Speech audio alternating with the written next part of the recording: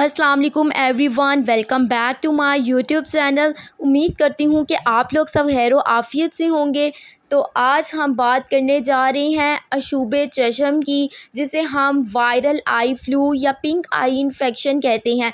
इसमें बेसिकली क्या हो रहा है, ये आजकल बहुत ज़्यादा कॉमन है। सबसे पहले ये कराची में फैला, उसके बाद लाहौर में, और उसके बाद ये मुख्तलिफ़ शहरों में फैलना स्टार्ट हो गया और बहुत से लोग इससे मुतासिर भी हो रहे हैं। सो हमें इसकी अवेयरनेस होना बहुत ज़्यादा ज़रूरी है कि हम किस तरह से इससे बच सकते हैं और अपने प्यारों को बचा सकते हैं। इसमें बेसिकली क्या होता है कि जो हमारा आँख का सफ़ेद वाला हिस्सा है, जिसे हम कंजक्टिवा कहते हैं, इसमें ये इन्फेक्शन फैल जाता है और आइज़ में रेडनेस हो जाती है, इचीनेस होती है। इसके अलावा थिक वाटरी डिस्चार्ज होता है। जब पेशेंट सुबह रात को सोकर उठता है तो आँखें खुलने में बहुत ज़्यादा दुश्वारी का सामना करना पड़ता है।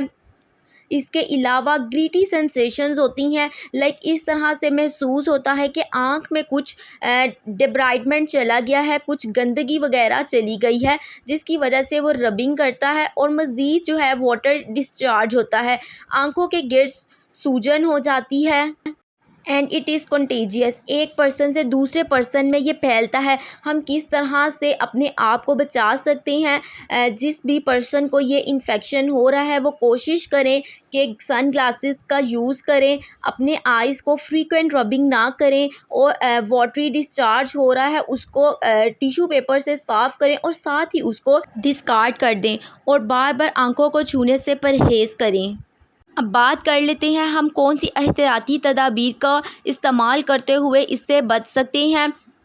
अफेक्टेड पर्सन को चाहिए वो कॉन्टैक्ट लेंसेज का इस्तेमाल ना करे, इसके अलावा सन ग्लासेस का इस्तेमाल करें। इसका फ़ायदा ये होगा कि वो फ्रीक्वेंट रबिंग से अवॉइड करेगा। इसके अलावा आँखों में से जो डिस्चार्ज हो रहा है उसको हाथ पर नहीं लगेगा। जैसे ही वो अपने हाथों को आँखों के पास लेकर जाता है, वो उस जगह पे बैठा हुआ है, अपने हाथों को उस जगह रखता है। अब दूसरा पर्सन जब भी आकर बैठेगा तो उस तक फैलने के चांसेस होंगे। वो अपना हाथ वहाँ पर रखेगा, वो अपनी आइज़ के पास लेके जाएगा, तो इन्फेक्शन इस तरह से ये फैल रहा है।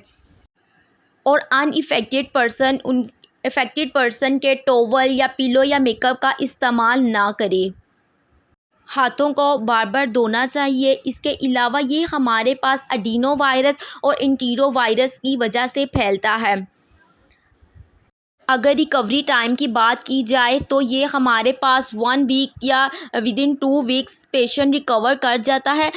पेशेंट की इम्यूनिटी पे भी डिपेंड कर रहा है। बच्चों या बुज़ुर्गों में ये थोड़ा अरसा लंबा चलता है, जबकि एडल्ट्स जल्दी इसे ओवरकम कर लेते हैं। अब हम इस केस में क्या कर सकते हैं, कौन से ऐसे आई ड्रॉप्स हैं जिनका इस्तेमाल कर सकते हैं, जिसमें हमारे पास डेक्सोफ्लॉक्सासिन, ओकाडाइन, ऑफ्लॉक्सासिन, वेगामॉक्स, ये ऐसे कुछ ड्रॉप्स हैं। इनमें से आप कोई भी ड्रॉप अपनी फार्मेसी शॉप से ले सकते हैं, और आपने लगातार 1 वीक या 2 वीक्स तक, जब तक आपका इन्फेक्शन ठीक नहीं हो जाता, दिन में 4 बार ये ड्रॉप्स डालने हैं।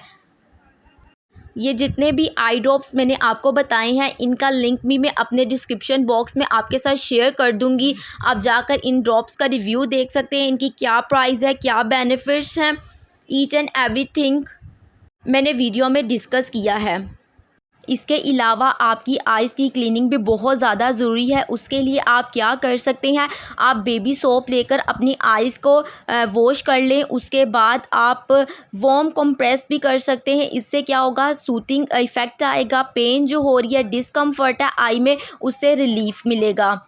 उम्मीद करती हूँ कि ये मेरी वीडियो आपके लिए बहुत इन्फॉर्मेटिव रही होगी। इसी तरह की मज़ीद इन्फॉर्मेटिव वीडियोस हासिल करने के लिए मेरे चैनल को सब्सक्राइब कर लें, ताकि मेरी आने वाली तमाम वीडियोस के नोटिफिकेशन आपको मिलते रहें।